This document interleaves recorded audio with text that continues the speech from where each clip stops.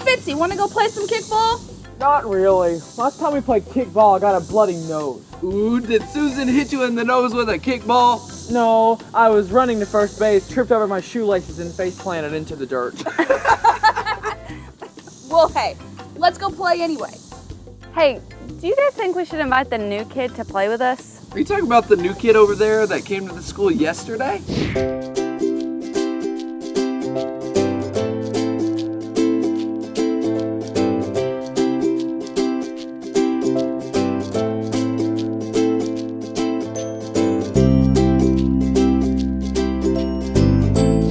Yeah, Mr. Periwinkle said that we should try to show kindness to her. Well, I don't even know her, and my mom said not to talk to strangers. Well, I don't think that she meant you couldn't talk to new kids at school. Come on, she doesn't have anybody to play with. That's not my problem. She needs to get herself some friends of her own. Yeah, besides, I don't have to be nice to her, okay? I don't have time.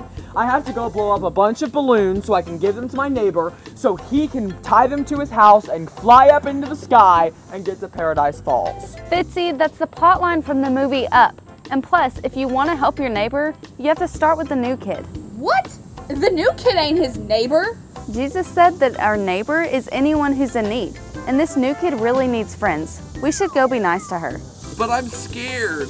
Yeah, and I don't know what to say. And I'm from the Bronx. New kid? Ain't nobody got time for that. I balloons to go blow. You know, Stacy's right. They really should reach out and be kind to the new kid. But the other kids are just making excuses as to why they can't be a good neighbor. Jesus told a story of someone who was in need. Several people had a chance to help the person, but they didn't. Then along came someone who was supposed to be the enemy of the person in need. Instead, they helped him big time. After the story, Jesus asked the big question we're learning from today. Which one would you say was a good neighbor? Obviously, the good neighbor was the one who reached out to help the person in need. In your lesson today, you are going to learn the importance of helping others when they are in need. Whether it's a new kid at school, the homeless in your community, or someone in your own neighborhood, we must reach out to help the hurting and be a good neighbor. My name is Kayla, and I'll see you next time when we study more of Jesus' questions.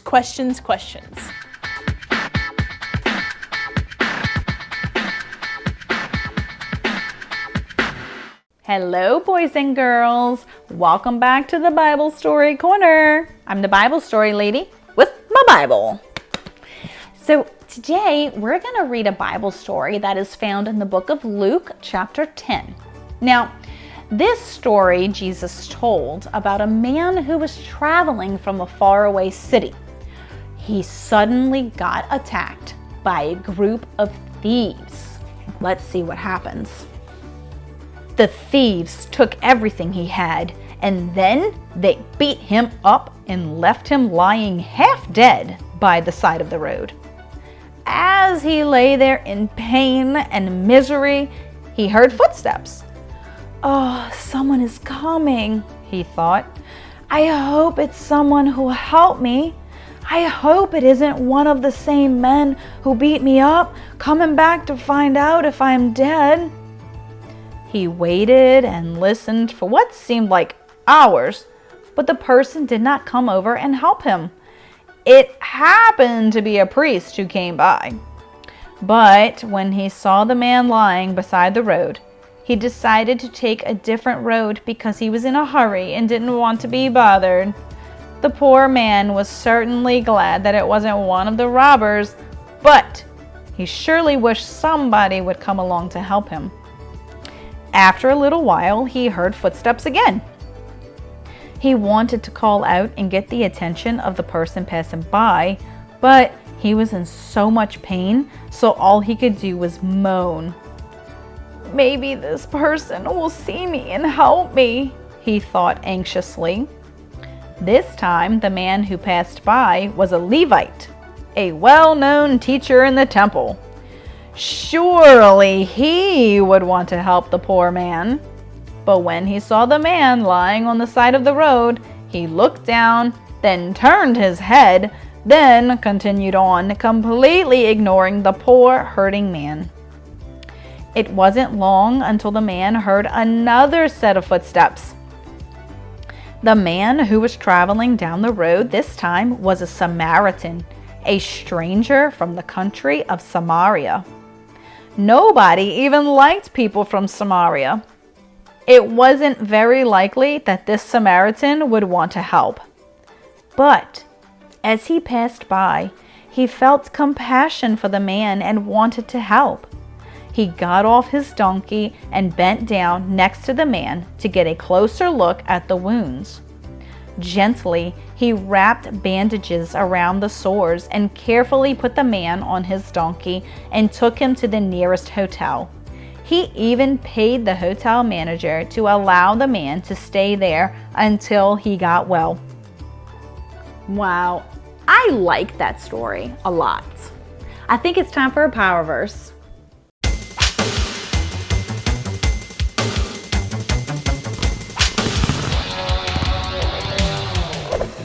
Oh, hey kids, it's Coach. Today's kind of a bittersweet day for me as it's my last day in the kitchen. The lunch ladies are returning tomorrow, but they did something really special. They got me a little gift basket. I'm gonna show you some of the things they got me. Well, the first thing they got, Coach is missing a little bit of hair, so they got me some hair. So like for fancy days, I got that. Oh, I also got me a shoe. I'm always losing my shoe, so they just got me one, so then I wouldn't be so sad when I lost it. And then they got me something I was a little confused about. They got me, well, maybe I'll grow into them. But anyways, Coach feels good. I feel excited. I feel loved. Let's do our power verse together, okay? Be kind to each other, tender-hearted, forgiving one another, just as God through Christ has forgiven you. Ephesians 4:32. Now today, Coach could really use some help doing the power verse. How about the girls' help? On the count of 3, all you girls stand up and we're going to say the power verse together. Ready? 1, 2, 3. Be kind to each other, tender-hearted, forgiving one another, just as God through Christ has forgiven you. Ephesians 4:32. Great job, girls. You can have a seat. But now it's time for the boys to get up. Okay, boys, we're going to do the power verse together on the count of 3. All right, here we go. Ready? 1, 2, 3. Be kind to each other, tender-hearted, forgiving one another, just as God through Christ has forgiven you. Ephesians 4:32. Great job, boys. You can have a seat. Now, this makes Coach think, early on, I was kind of feeling a little bit underappreciated. But this basket full of goodness made me feel good. So I say to you, hey, go out there, be a good friend, find somebody you can do something great for. It'll just make their day. So let's do the power verse one more time together, and this time with our physical challenge. This time what we're going to do, when I say 3, you're going to spin as fast as you can, okay? Here we go. 1, 2, 3. Be kind to each other, tender-hearted, forgiving one another, just as God through Christ has forgiven you. Ephesians 4:32. Great job, everybody. You can have a seat if you haven't already fallen over. Well, Coach is going to get back to the gym, and no technical fouls issued today. You're amazing. Have a great week.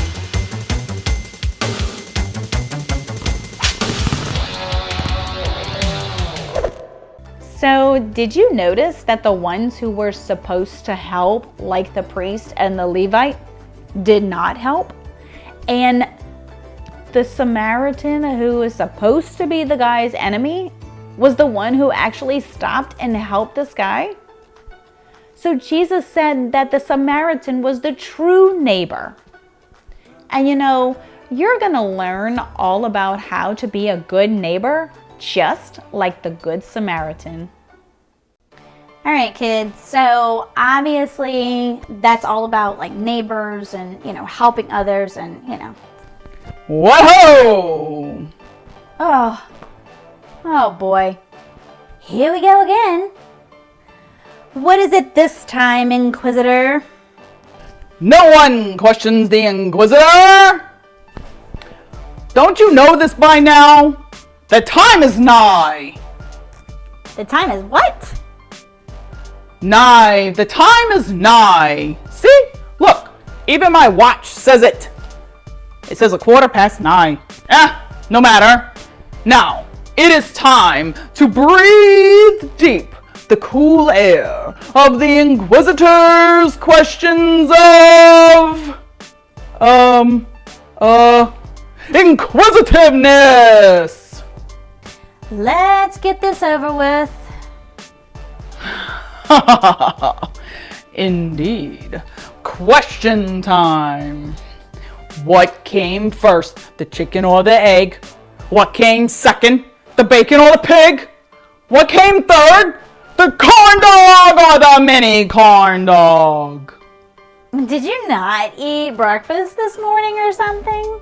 What came fourth, the ham or the burger? What came fifth, the pineapple or the bowling ball? Oh my goodness, you're driving me crazy. That's actually what Greg said.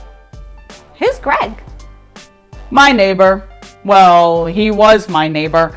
I kind of drove him crazy by asking him too many questions and boom!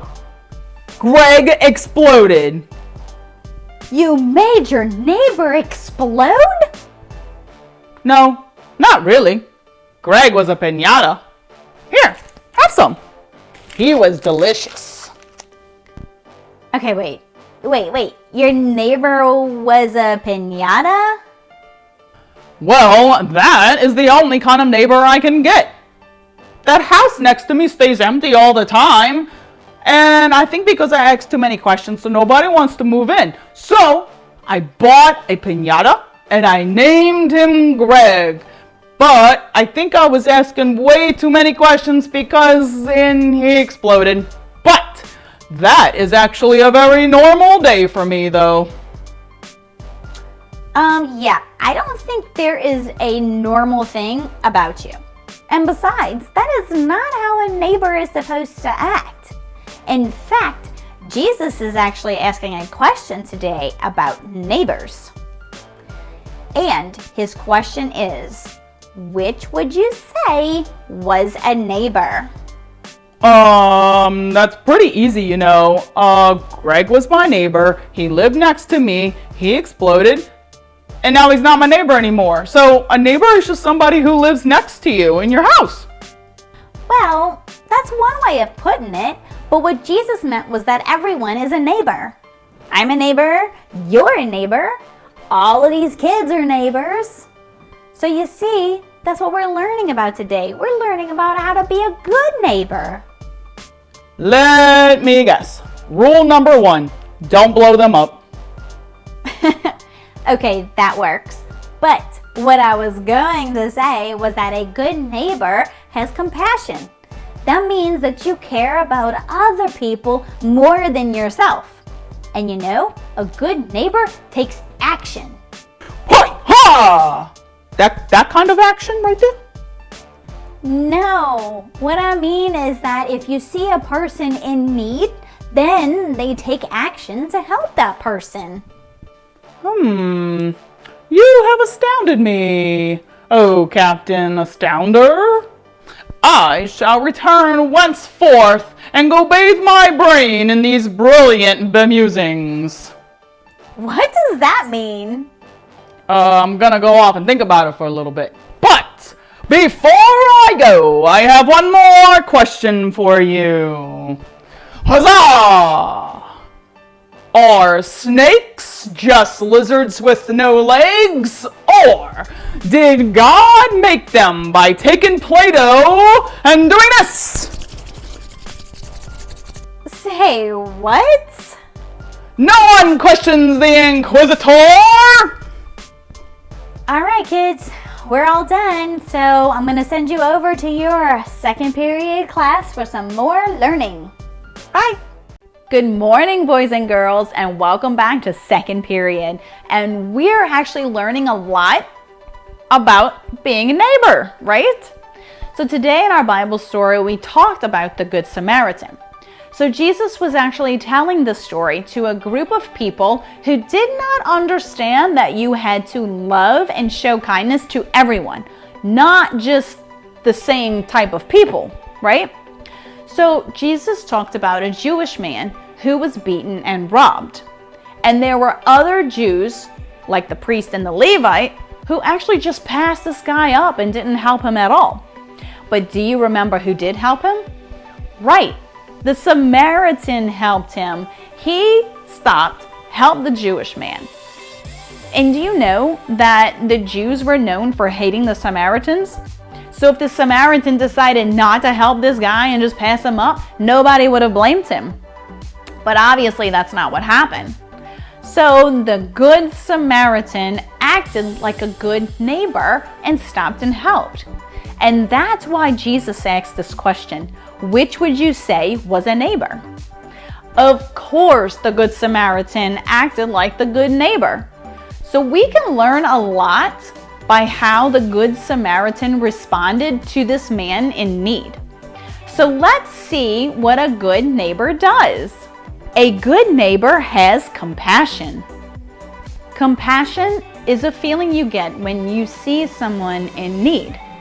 Compassion says, I want to help that person. Now, when you see a person that is hurting or in need, you must have a heart filled with compassion towards them. Now, if you're not moved when you see a homeless man on the side of the road, or a kid with no friends, or maybe a child that doesn't have any nice clothes, you should pray that God would change your heart. Okay, so a true Christian would be moved with compassion when they see someone in need. Now, compassion is great and all, but it's not enough. It's not enough to just feel compassion for that person. Instead, compassion should actually move you to the next step. A good neighbor takes action. A good neighbor does more than just feel compassion towards the person in need. After all, if compassion never leads to action, then the person in need would never get helped, right? So just like the Good Samaritan, if he would have stopped at the compassion step, what would have happened? He would have just felt bad for the guy, right? And then he would have just passed him up. But then the man would still be hurting, right? But instead, the Good Samaritan allowed compassion to turn into action, because he stopped and he helped the man in need. You know, that's what we should do. There is no doubt in my mind that you have seen someone in need and actually felt bad for them. But you must allow those feelings of compassion to turn into action. Do something for the person in need, but don't just do something. A good neighbor makes a sacrifice. The Good Samaritan didn't just do something. He went above and beyond.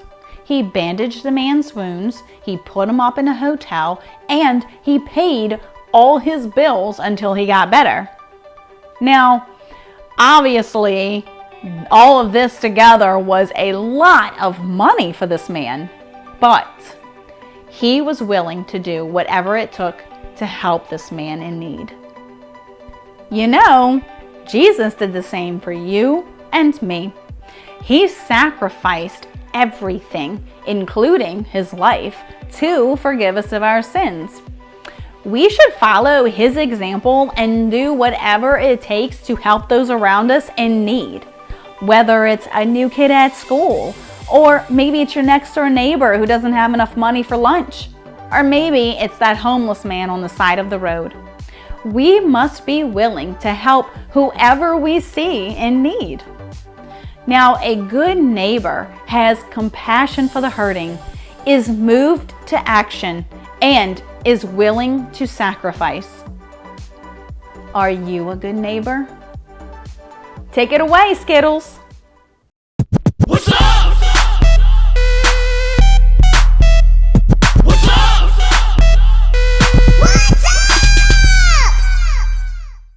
Ah yeah, what's up everybody? It's me, the SKI to the double TLES, Skittles in the hizzy, and I'm ready to tell you what's up. Today, we are talking about being a good neighbor. So every time today that somebody asks you, what's up, you tell them, I will care for my neighbor and be a good friend. Being a good neighbor is more than just an insurance commercial. Like a good neighbor, Skittles is there. No, man, being a good neighbor means you treat other people right. Even if they ain't your favorite, you gotta treat them right just like God would treat them. So anytime that somebody asks you, what's up, you tell them, I will care for my neighbor and be a good friend. And that's what's up. I got a rainbow of flavor and I'm living for my savior. Skittles out, bang, bang, yeah.